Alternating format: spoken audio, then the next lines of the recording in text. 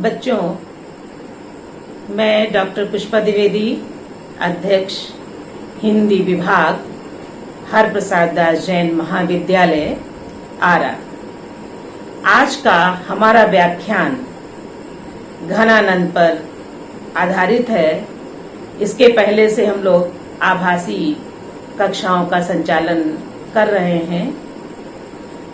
घनानंद के ऊपर मेरा एक वीडियो मैं बना करके अपलोड कर चुकी हूँ। आज दूसरे वीडियो के लिए मैं यहाँ पर उपस्थित हूँ और इसके पहले मैंने आपको उनके विषय में बताया था कि किस प्रकार से वो प्रेमी कवि हैं। प्रेमी कवि होने की वजह से रसिक नहीं है, प्रेमी कवि हैं। और प्रेमी कवि की होने की वजह से उनकी प्रेम में एक निष्ठता है। इसको शुक्ल जी ने भी स्वीकार किया है, बताया है कि ऐसा प्रेम के मार्ग का धीर पथिक हिंदी साहित्य में नहीं है। उनके अंदर बर्दाश्त करने की क्षमता तभी आई है जब उनके प्रेम में एक निष्ठता है। उन्होंने अपना सर्वस्व, जो उनकी प्रिय थी, सुजान को ही समर्पित कर दिया। और जब उनको समर्पित कर दिया तो उनका मन इधर उधर कहीं भटका नहीं। अगर रसिक होते तो निश्चित है कि उनका मन भटक सकता था। और उनको संयोग की अपेक्षा वियोग में ज्यादा सफलता मिली। उसके वर्णन में उनके अंदर विरह की एक आग है और वो उसमें रहना चाहते हैं। जैसा कि छायावादी कवित्री हैं महादेवी वर्मा, उन्होंने भी अपने लिए कहा है कि विरह का जलजात जीवन, विरह का जलजात। और उनको अपने विरह के ऊपर इतना, उनका मन बिल्कुल उसके ऊपर उनको इतना घमंड है कि मेरा एक आंसू जो परिवर्तन कर सकता है उसमें सक्षम है वो, उसकी अपेक्षा मेरा सुख कोई परिवर्तन नहीं कर सकता। यही बात कुछ घनानंद में भी है। उन्होंने एक बार जिसको अपना हृदय समर्पित किया तो आजीवन मृत्यु पर्यंत उसी की राह देखते रहे। हाँ, बीच में उन्होंने अपने इसी लौकिक प्रेम को उस अलौकिक सत्ता को समर्पित कर दिया। और जब आप समझ सकते हैं कि जिसका लौकिक के प्रति इतना एक निष्ठ प्रेम था, तो वही प्रेम जब अलौकिक सत्ता के प्रति समर्पित हुआ तो उसकी क्या पराकाष्ठा होगी। और वो बताते हैं, अभी हम लोग जिस सवैया का अध्ययन करेंगे उसमें वो बताते हैं कि नायिका के साथ, अर्थात जब उनका संयोग था तो क्या स्थिति थी। आज जब नायिका उनके पास में नहीं है, वियोग है, तो इन शरीर के जो अवयव हैं, जो शरीर के अंग हैं, उनकी क्या दशा है, उनका शरीर कैसा हो गया है। तो घनानंद ने जिस सवैया का इसमें हम लोग अध्ययन करेंगे उसमें क्या है, प्रेम की व्यापकता और विरह की अधिकता का वर्णन है। तो बच्चों, आज हम जिस सवैया का अध्ययन करने जा रहे हैं उसका मैं आपके सामने सस्वर वाचन मैं करूंगी, क्योंकि उसमें एक गेयता है। और इसके पहले भी मैंने आपको बताया कि काव्य वही सार्थक है जिसका प्रस्तुतिकरण में ही काव्यमय वातावरण बने और उसका अर्थ स्वयं प्रकट हो, सुनने वाला उसके अर्थ का अनुमान लगाने लगे। ये काव्य शिक्षण की सबसे बड़ी विशेषता है। तो बच्चों, अब मैं जिस सवैया का वाचन करने जा रही हूँ सस्वर, वो इस प्रकार है। जिन आखिन रूप चिन्हारी भई, तिनकी नित नींद ही जागनी है। हित पीर सो पी पूरित जो हियरा, फिरता ही कहीं कहाँ लागनी है।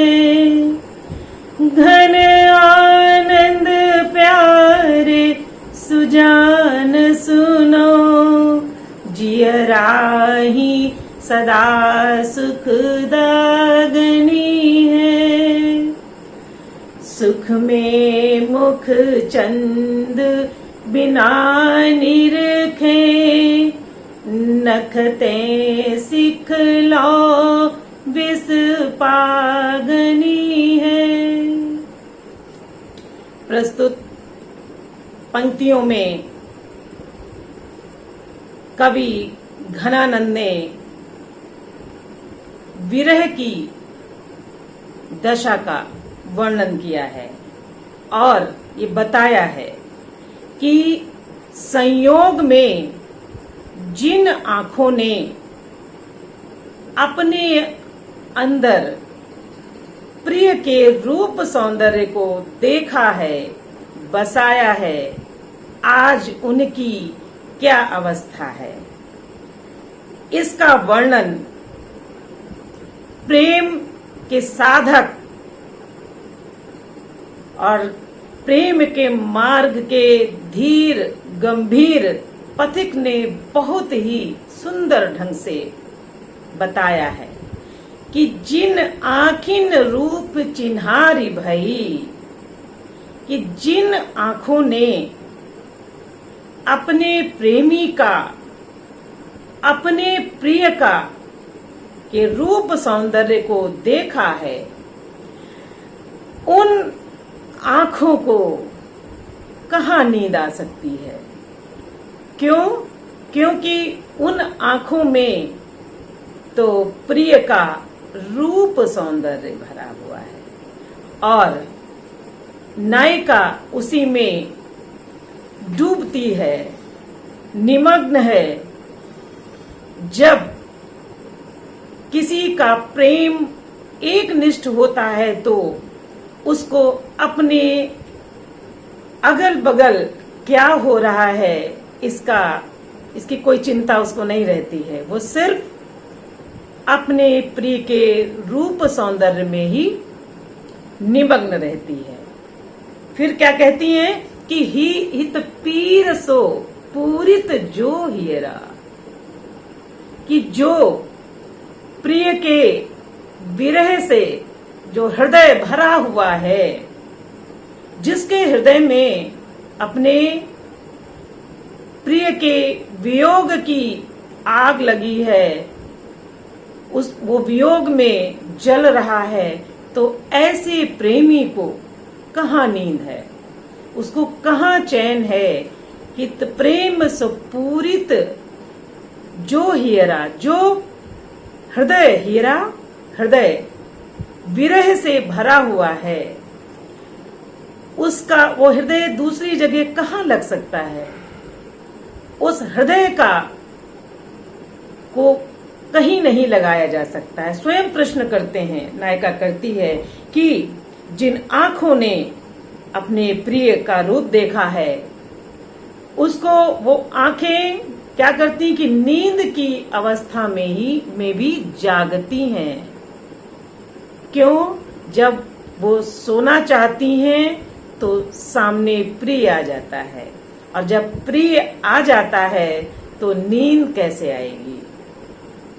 कि जिन आंखों में प्रिय बसा है और वो सोना चाहती हैं तो नहीं सो सकती हैं।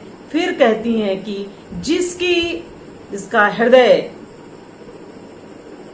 प्रेम की पीड़ा से भरा हुआ है, यहाँ पर विप्रलंब श्रृंगार है, विरह है। अब जब हृदय विरह से भरा हुआ है तो उस हृदय को कहाँ सुकून मिल सकता है, कहाँ चैन मिल सकता है, अर्थात वो बेचैन ही रहता है। फिर कहते घन आनंद प्यारे सुजान सुनो, जियराई सदा सुख दागने है।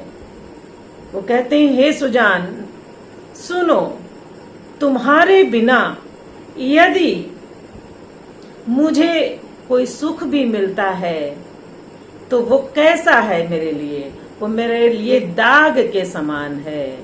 क्यों दाग के समान है? क्योंकि जब प्रिय नहीं है, संयोग नहीं है, तो वही अवस्थाएं व्यक्ति को कष्ट देती हैं जो प्रिय के साथ होने में उसको आनंद देती थी। तो कहते हैं कि तुम्हारे बिना यदि मुझे सुख मिलता भी है तो वो दाग के समान है। कैसे दाग के समान? जो पूरे समय हृदय को दग्ध करता रहता है, जलाता रहता है। जैसे कोई आपको दागे या कुछ करे तो क्या होता है, वो पीड़ा देने वाला होता है। तो यहाँ वो दाग कैसा है? प्रिय के वियोग का दाग है कि जब तुम नहीं हो तो वो सुख भी हमारे लिए दाग के समान है और वो मुझे बहुत ही पीड़ा देता रहता है।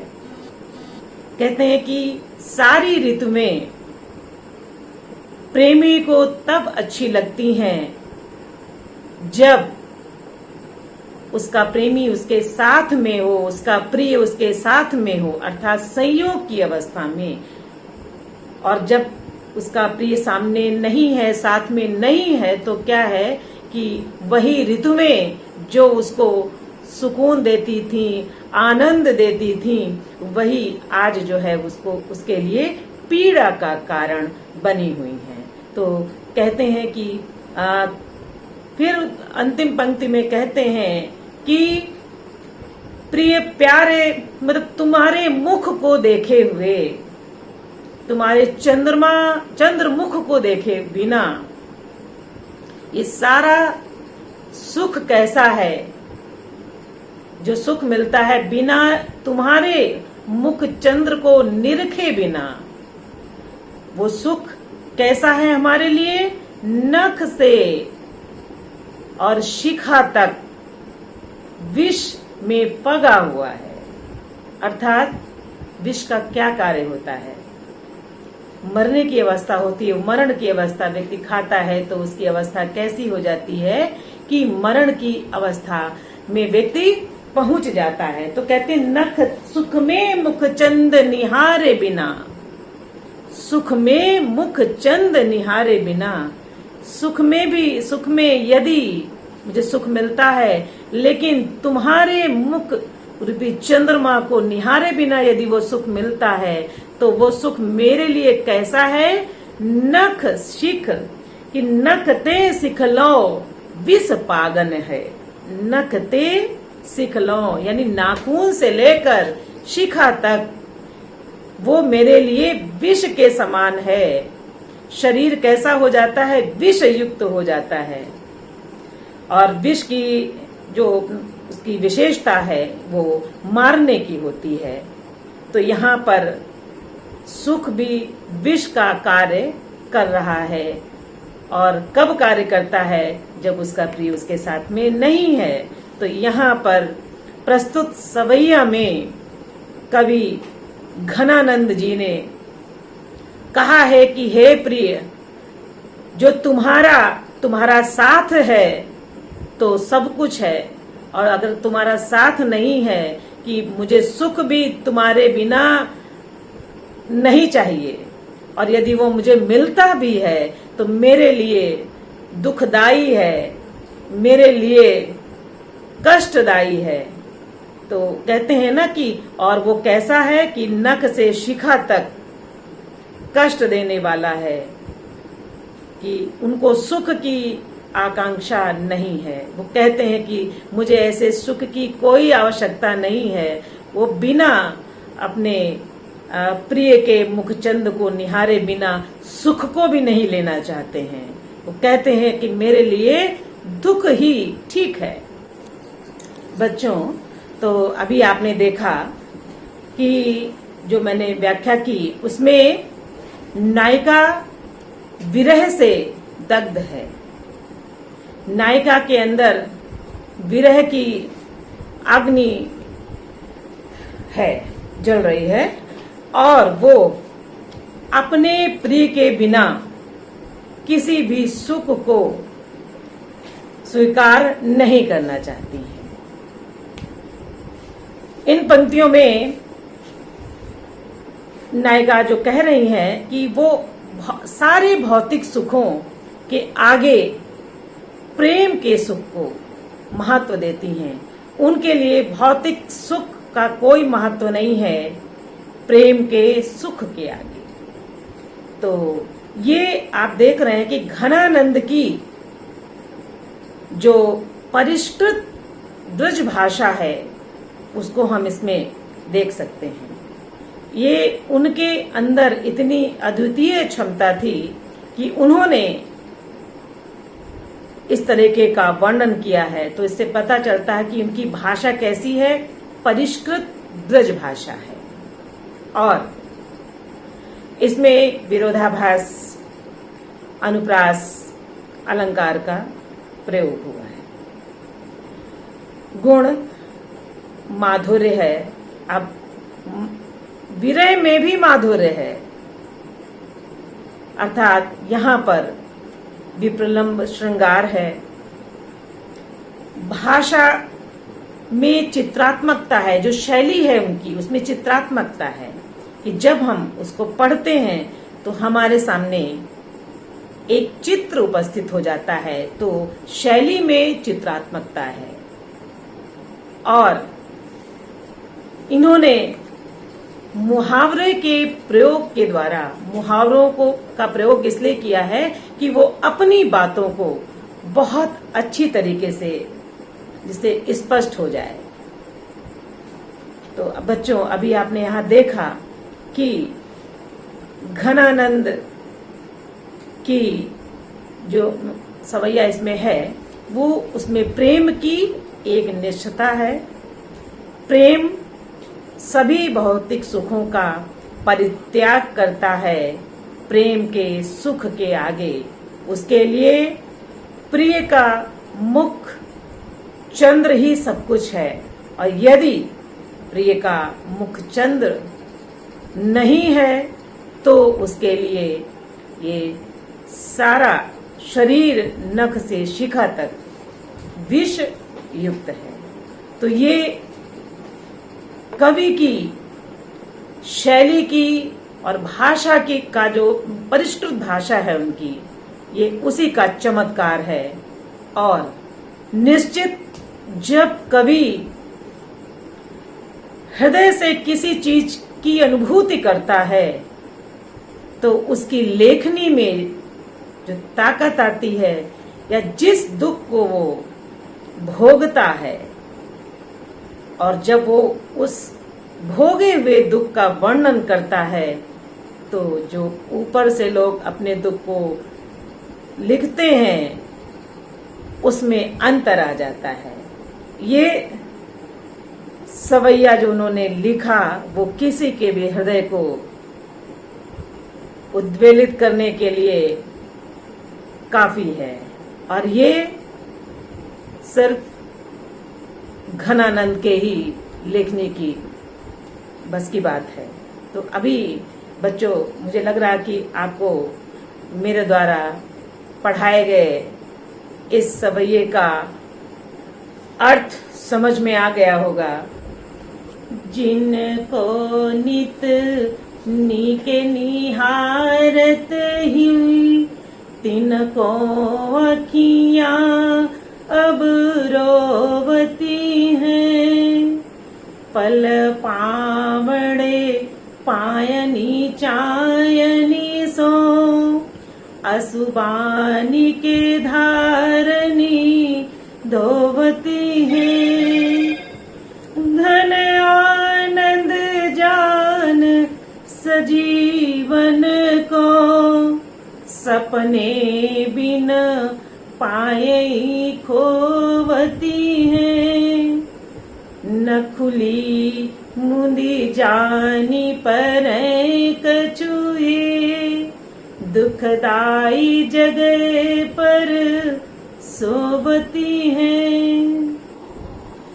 बच्चों, अब हम लोग दूसरे सवये का अध्ययन करेंगे कि जिनको नित नीके निहारत ही तिनको अखियां अब रोवते हैं। प्रस्तुत पंक्ति में घनानंद कहते हैं कि जब प्रिय हमारे साथ में था तो इन आंखों की क्या स्थिति थी, और आज जब वो हमारे साथ में नहीं है तो इनकी क्या दशा हो रही है। विरह की अत्यंत खराब जो दशा हो जाती है, बिल्कुल नायिका कि रोते रोते वो क्या हो गई है, जड़ हो गई है। तो कहती जिनको नित नीके, नीके का अर्थ है बहुत अच्छी तरीके से, नित प्रतिदिन नित्य जिन को निहारती थी हमारी आंखें, अर्थात जिन आंखों में प्रिय का रूप था, सौंदर्य था, और वो कैसा लगता था। इसके पहले मैंने आपको पढ़ाया कि रावरे रूप की रीत यानी अनूप नयो नयो लागत ज्यो ज्यो निहारिए। यहाँ नायिका का अपने प्रिय के रूप से वो कभी आघाती नहीं है, उसका इसकी पेट नहीं भरता, उसकी इच्छा तृप्त नहीं होती है। और कहते हैं कि जब किसी स्थान पर जाने पर या किसी चीज से इतना उठने का मन न करे, जाने का न मन करे, तो ये प्रेम की क्या है, पराकाष्ठा। तो आज वो अपनी जो उनकी अवस्था हो रही है प्रिय के वियोग में, कि उन्हीं आंखों की जो अपने प्रिय को निहारती थी, देखती थी, लेकिन कभी भी कोई कमी महसूस नहीं होती थी। लगता था कि उसके पास सारा वैभव है, सब कुछ है, कोई कमी नहीं है। क्यों? क्योंकि घनानंद को जो भौतिक सुख थे, उन सुखों की अपेक्षा प्रेम के सुख की उन्होंने ज्यादा महत्व उसको दिया है। तो कहते हैं जिनको नित नीके निहारत ही तिनको अखियां अब रोत हैं। वो उन्हीं के लिए आज ये आंखें रो रही हैं, जिनको निहारती थी, कोई कमी महसूस नहीं होती थी, उन्हीं के दर्शन के लिए अब ये आंखें रो रही हैं कि उनका प्रिय उनके साथ में नहीं है, कहाँ है।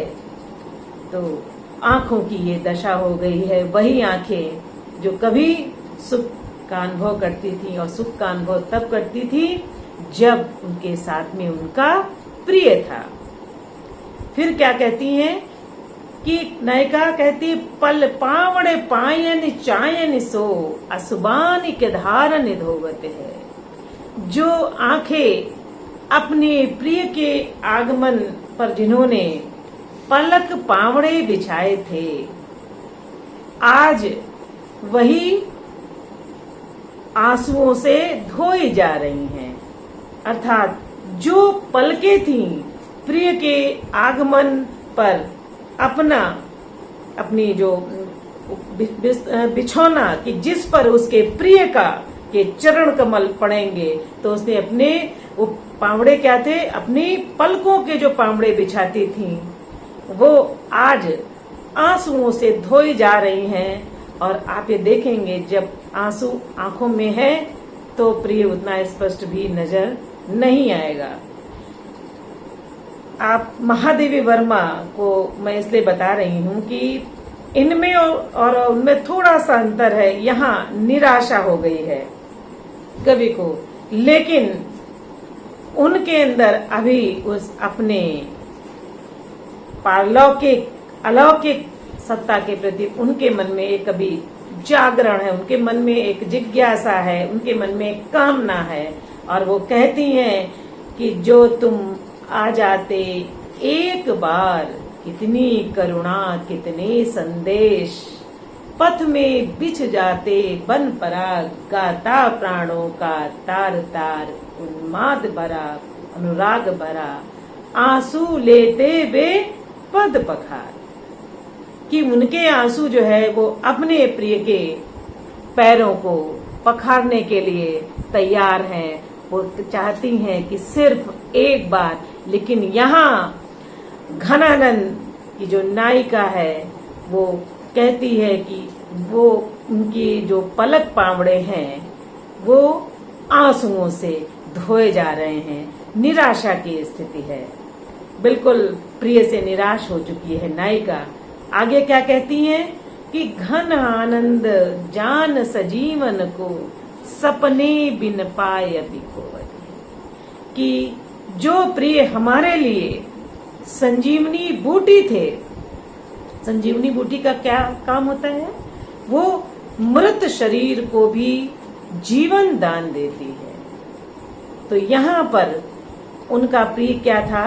उनको जीवन दान करने वाला संजीवनी बूटी था। लेकिन आज क्या है कि अब वो स्वप्न में भी दिखाई नहीं पड़ते हैं। जो प्रिय उनके लिए संजीवनी बूटी के समान थे वो आज स्वप्न में भी दिखाई नहीं पड़ते हैं, है ना। कि सपने बिन पाए भी खोवती है, कि सपने से भी मैंने उनको खो दिया, कि स्वप्न में भी वो मुझे दिखाई नहीं कर पड़ते हैं। तो कितनी निराशा उनके हृदय में है, नायिका के हृदय में अपने प्रिय के प्रति है। कि कहते हैं ना कि जब व्यक्ति के पास कोई चीज होती है तो उसको लगता है कि दुनिया का सबसे धनवान व्यक्ति मैं हूँ। लेकिन जब वही चीज उसके साथ में नहीं होती है तो उसको लगता है कि आज मैं कितना अकिंचन हूँ, कितना खाली हूँ, हमारे पास कुछ भी नहीं है। तो यही दशा नायिका के पास भी है। और वो कहती हैं कि हमको वो हमारा प्रिय जिसको हमारी आंखें नित्य देखती थी और उसमें नए नए सौंदर्य को निहारती थी, आज उनका दर्शन भी दुर्लभ है। वो स्वप्न में भी नहीं दिखाई पड़ते हैं। कभी कभी आशा रहती है ना कि चलो प्रत्यक्ष नहीं तो मैं स्वप्न में भी देख सकती हूँ, लेकिन मैंने तो उनको स्वप्न से भी खो दिया है। वो स्वप्न में भी मुझे दिखाई नहीं दे रहे थे। फिर क्या कैसी स्थिति है नायिका की कि न खुली मुंदी जानी परे कछुए, दुखदाई जगह पर सोवती। कि पता ही नहीं चलता कि मेरी आंखें खुली हैं या मुंदी बंद, या खुली हैं, मुंदी का अर्थ है बंद होना, कि मेरी आंखें खुली हैं या बंद हैं। और क्या? कछुए दुखदाई जगह पर हैं। और क्या है कि जागते हुए भी ये बंद ही के समान है। क्यों बंद के समान है? क्योंकि जब कोई किसी चीज में निमग्न हो जाता है, एकाग्र हो जाता है उसका ध्यान, तो उसको अपने आसपास की जो वस्तुएं हैं वो नहीं दिखाई पड़ती हैं। और घनानंद तो इसमें सिद्धहस्त हैं, क्योंकि उनको सिर्फ अगर कोई दिखाई पड़ता है तो अपना प्रिय। क्यों? एक निष्ठ है, उनका ध्यान किसी तरफ नहीं जाता है। अगर जाता है तो सिर्फ अपने प्रिय की तरफ। तो वो जागते हुए भी, खुली होते हुए भी बंद क्यों लगती हैं? वो इसलिए कि उसके अंदर नायक की छवि है और वो जब उसके अंदर वो रहते हैं तो कोई भी चीज दिखाई नहीं पड़ती है। कहते हैं कि प्रिय प्यारे तिहारे निहारे बिना अखियां दुखियां नहीं मानते हैं। यही तो गोपियों की व्यवस्था है। तो यहाँ पर वो उनकी नायिका जो घनानंद की नायिका है, उनकी विरह की जो दशा है वो बिल्कुल वो अपने प्रिय के उसमें एक तरीके से देखा जाए कि निराश भी हो चुकी हैं, क्योंकि वो उनका प्रिय स्वप्न में भी दिखाई नहीं पड़ता है। तो बच्चों, आपने देखा कि इसमें जो सवैया है, कवि की ब्रज भाषा का जो रूप, परिष्कृत रूप है, वो हमको दिखाई पड़ता है कि उन्होंने किस तरीके से पलक पावड़े बिछाए। तो यहाँ पर मुहावरे का प्रयोग करके अपनी बात को और अधिक स्पष्ट किया है। भाषा ब्रज भाषा है और शैली चित्रात्मक है, जो एक प्रकार से नायिका का चित्र उपस्थित करती है। आप जैसे जैसे पढ़ते हैं हमारी आंखों के सामने एक चित्र आता है, तो यहाँ क्या है, चित्रात्मक शैली है, माधुर्य है। और कवि ने जो है वो अनुप्रास का प्रयोग किया है और विरोधाभास भी है, दोनों स्थितियां हैं यहाँ पर।